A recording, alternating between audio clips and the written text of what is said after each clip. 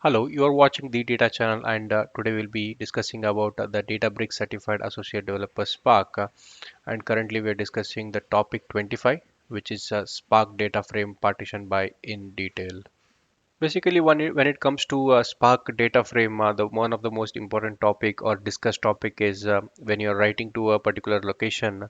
So definitely, how do you partition the data? How do you make sure the data is distributed across the clusters in the different nodes.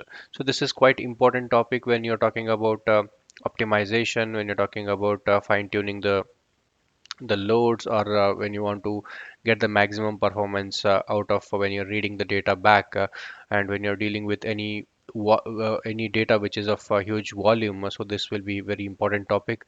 And basically, by controlling the physical layout of the data, so partition by, what it does is it enhances the parallelism in Spark, so that contributes to the performance.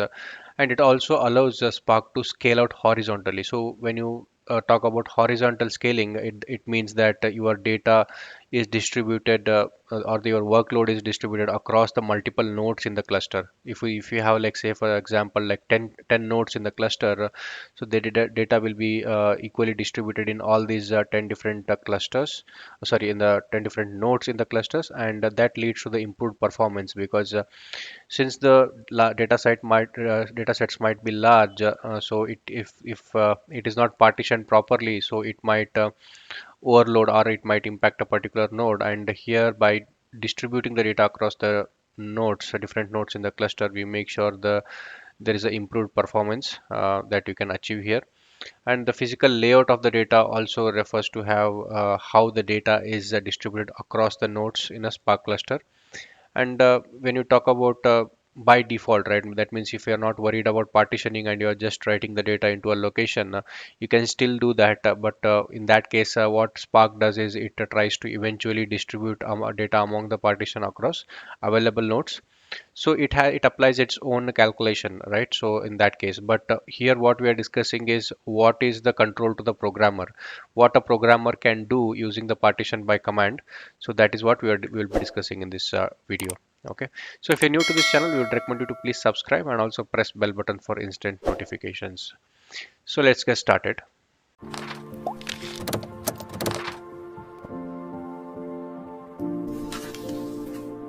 So if you are new to this playlist that we were explaining, and we would recommend you to please pause here for a minute and go through these important points to get the maximum out of this course. So in this particular video, we will be discussing how to store the data frame to external location with the partition by option enabled, and how you can use this partition by, and we can see what are the pros and cons of partitioning, right? And also when we read the data from individual partitions, right? So how we can do that, right? So that these details we will discuss in detail. Let's quickly jump to the practicals of understanding how the partition by works. And we will again consider the customer data frame here. And when you do a print scheme of this customer data frame, you have all these columns, and the demographics is a struct, and which is a complex data type, except that all are like integer string, right? And for this demo, I'll select a few of the columns: address ID, customer ID, demographic, and I'll also consider salutation.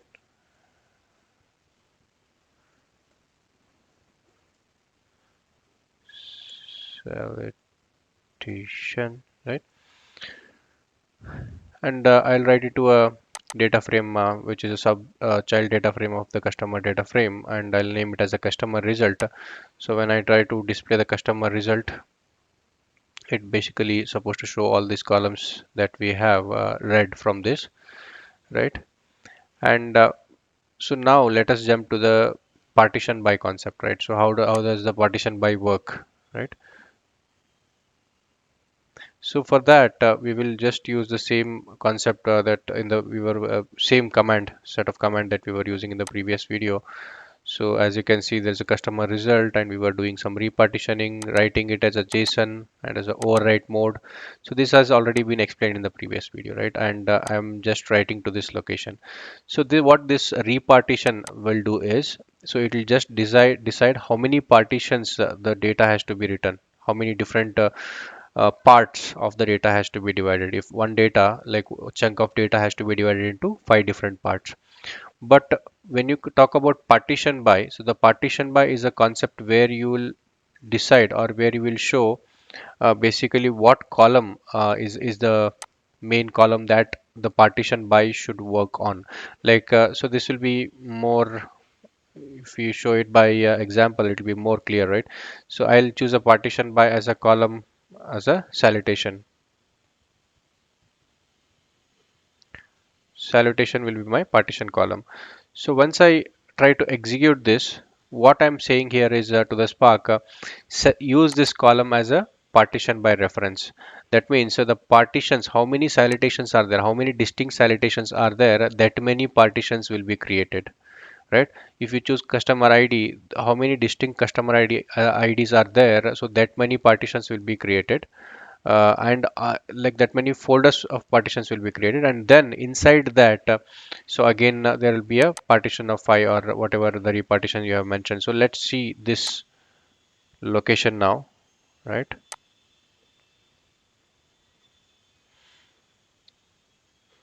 Where you have written the data. So basically, as you can see, the salutations, there are distinct salutations, like there is a doctor, there is a miss, Mr. So all of this, these are distinct salutations, and for each salutation there is a folder created here, salutation equal to so and so. And like when you try to again go inside this, any one of these, right?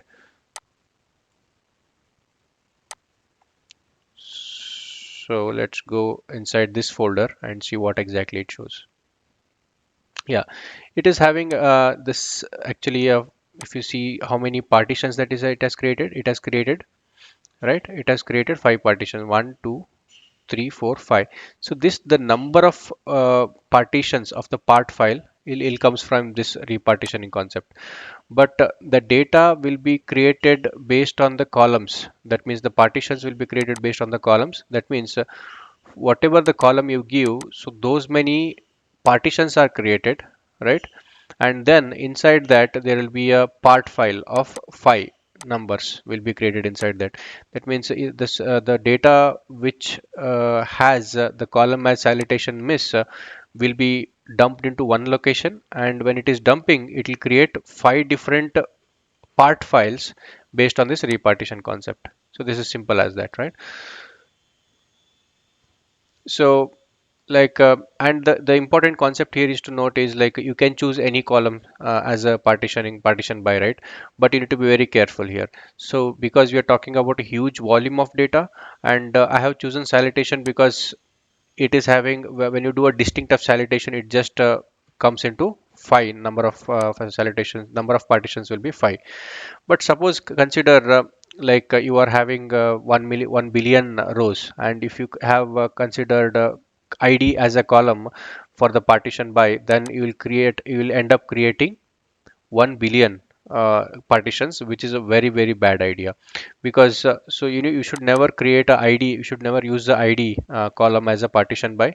So partition by will be usually a year, month, right, or a region, or you can use something called as like salutation in this case, or you might even use some department, right, to a kind of a partition. But never use timestamp, right? Because again, timestamp, if you use every second, there will be a new partition will be created, and never create an ID also, because it might end up in creating a lot of partitions, and that will worsen the performance of the of your code. So hope this is clear, right? And once you write it to this location where you are having all this, right? So you can actually read the data also back from this location. How do you do that? So the reading part is again simple, right? So we've already seen in the previous videos. Let us uh, just try to read the data and see how our partition is created. Is it really working or not? Suppose like I'll take one partition right here. I'll take this partition, the miss partition again,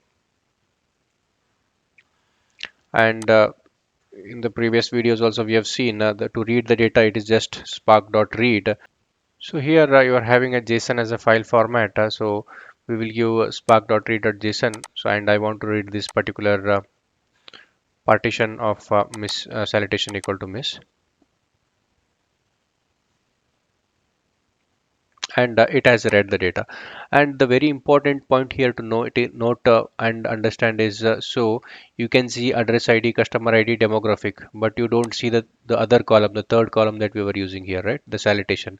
Why it is not there? Because the salutation is already been used for the partitioning, and whatever the data you see in this particular partition of salutation miss is belong to salutation miss. So that is why there is no point of having that column. So that's why Spark has removed that column. That means your whatever you have given this partition by salutation column, it has worked here in this case.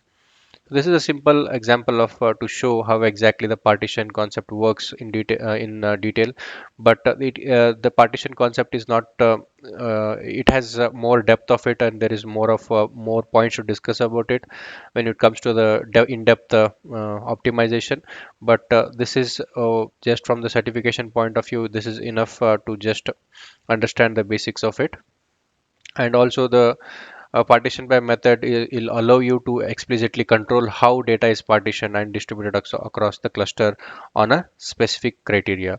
And it is commonly used key based partitioning where data is grouped and distributed based on the value of one or more column.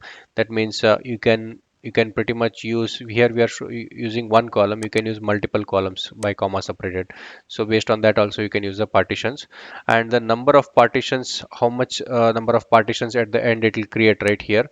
So this will is created can significantly impact the performance, right? So your intention is to improve the performance, and but however it can degrade the performance as well. So it is very, you need to be very careful.